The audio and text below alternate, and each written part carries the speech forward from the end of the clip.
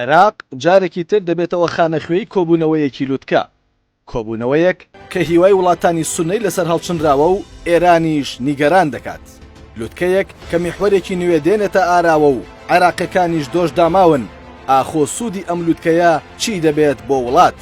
سەرۆک کۆمار بە هیواوە پێشوازی لە میوانەکان کرد و داوای کرد بنیادی پەیوەندیەکی تۆکمە بنێن بۆ دەربازبوون لەنا ئارامی و کێشە و گرفتەکانی ئێستا. دوای چاوەڕوانیەکی زۆر سەرنجام سەرۆک کۆماری عێراق لە کۆشکی کۆماری و لە مەراسیمێکی تەواو فەرمیدا پێشوازی لە دوو گەورە سەرۆکی ناوچەکە و جیهان کرد، شاه عەبدوڵڵای پاشای ئوردون و عەبدولفەتاح سیسی سەرۆک کۆماری میسر. ئەم سەردانە کە بە سەردانێکی گرنگ و پڕبایەق لە ناوەندە جیهانیەکان باز دەکرێت و چاوەکان لەسەر ئەنجامەکانی دوای کۆبوونەوە و دیدارەکانن، هەرچەندە لەسەر چۆنیەتی پێشوازیکردنیان هەر لە سەرەتاوە ڕای جیاواز هەبوو کە کێ پێشوازی لە میوانەکان بکات، سەرۆک کۆمار یان سەرۆک وەزیران. هەرچەندە بەپێی پرۆتۆکۆڵ نەدەبوو مستەفا کازمی سەرۆک وەزیران داوایەکی لەو شێوەیەی بکردایە، بەڵام لە کۆتاییدا سەرۆک کۆمار دەرگای کۆشکی کۆماری بەڕووی میوانەکاندا ئاوەڵا کرد و ڕەنگە ئەوەش تێگەشتنی جیاوازی ئەو دوولایەنەی عێراقیەکان بێت بۆ ئەنجامی کۆبوونەوەی لووتکە و لێکەوتەکانی. سازدانی کۆبوونەوەی لووتکەی هەرسێ وڵاتی دراوسێ لە بەغدای پایتەخت هەڵگری پەیامێکی گرنگ و پڕبایەخە بۆ تەواوی عێراق و عێراقیەکان، وەک پشتیوانیەکی بێچەند و چوونی هەردوو وڵاتدا دەنرێت بۆ گەشەکردن و ئاوەدانی و سەقامگیری عێراق.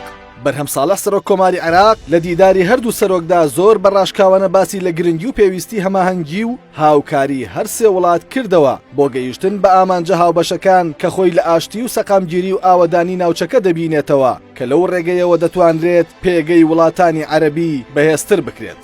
لە پێشوازی سەرۆک کۆماردا لە عەبدولفەتاح سیسی کچە کوردێک بەجلی کوردیەوە چەپکە گوڵی دایە دەستی پادشای میوان و بەخێراتنی کرد. گرنگترین بابەتەکانی دیداری لووتکە لە نێوان مستەفا کازمی سەرۆک وەزیرانی عێراق و شاه عەبدوڵڵا و سیسیدا ئەنجام درا، بابەتی وزە و سوتەمەنی و کارەبا و ئاسایشی ناوچەکە و ئاڵوگۆڕی بازرگانی و پەیوەندیەکانی نێوان هەرسێ وڵات بوو. کۆبوونەوەی لووتکە و پێگێنانی میحوەری سێیەم.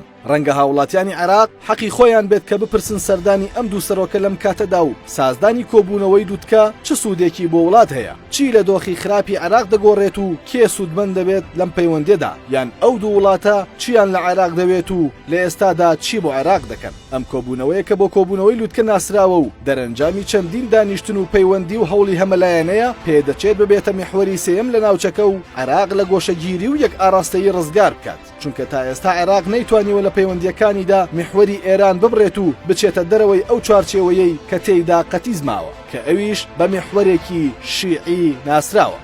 ڕەنگە عێراق مەبەستی بێت لە پاڵ پەیوەندی لەگەڵ ئەو میحوەرەدا میحوەرێکی نوێ پێک بهێنرێت و پەیوەندیەکانی لەگەڵ وڵاتانی سوننەدا بەهێز بکاتەوە. دیارە ئەوانیش هەر ئەوەیان لە عێراق دەوێت و کار بۆ هەمان مەبەست دەکەن کە عێراق سنوورێک بۆ پەیوەندیەکانی لەگەڵ ئێران دابنێت و وەک وڵاتێکی سربەخۆ و خاوەن هێز و سەروەری خۆی بمێنێتەوە. بەڵام ئایا ئێران ڕێگە بەمە دەدات؟ میحوەری یەکەم پێک دێت لە ئێران و عێراق و سووریا، هەرچی میحوەری دووەمیشە خۆی لە عێراق و ئەمریکا و بەشێک لە هاوپەیمانەکانی دەبینێتەوە. پێدەچێت بۆ ڕاگررتنی هاوسەنگی ئەو هاوکێشەیە پێویست بە دروستکردنی میحوەری سێیەم بکات کە خۆی لە وڵاتانی سوننە و عێراقدا دەبینێتەوە. بەڵام بەڕای چاودێران هەوڵەکان بۆ ئەم کارە ئەگەر ئەستەمیش نەبن قرس دەبن، چونکە ئێران بە تەواوی ڕەگوڕیشەی خۆی لە قوڵایی دیبلۆماسی و سەربازی عێراقدا قایم کردووە و ڕەنگە هەروە بە ئاسانی نەتوانرێت جێپەی وڵاتانی تر لە دیبلۆماسیەتی عێراق و سیاسەتی ناوخۆیی و دەرەکیدا جێی ببێتەوە. عێراق بۆ وەهاکارێک پێویستی بە هاوکاری سیاسی و سەربازی و دارایی پتەو هەیە بۆ ئەوەی بتوانێت ئەو دۆخەی ئێستای تێپەڕێنێت و ئەوەی زانراوە میوانەکانی کۆبوونەوەی لووتکەش بە هاگبەیەکی پڕەوە هاتوونەتە عێراق و لە بوارە جیاوازەکانی وزە و کارەبا و سوتەمەنی و ئاسایشدا بژاردەی نوێ و جێگرەوەیان پێیە بۆ عێراق. ئەوان هاتوون پەیامێک بە خانەخوێکەیان بدەن کە ئەویش خۆی دەبینێتەوە لە گەڕانەوە بۆ میحوەری دەوڵەتانی عەرەبی سوننە مەزهەب و بە تاکە ڕێگەی نەجاتی عێراق ناوی دەبن.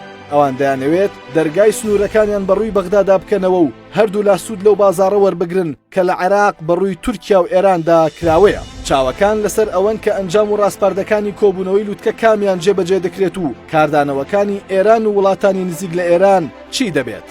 دوورنیە لە ماوەیەکی کەمی داهاتوودا کاردانەوەکانی ئێران لە ڕووی سەربازی و سیاسی و ئەمنیەوە لە ناو جەرگەی عێراق بەدەر بکەون ئەگەر هەز بکات خەریکە عێراق لە ژێر دەستی دەردەچێت کە چاودێران ئەمە بەکارێکی مەحاڵ دەزانن.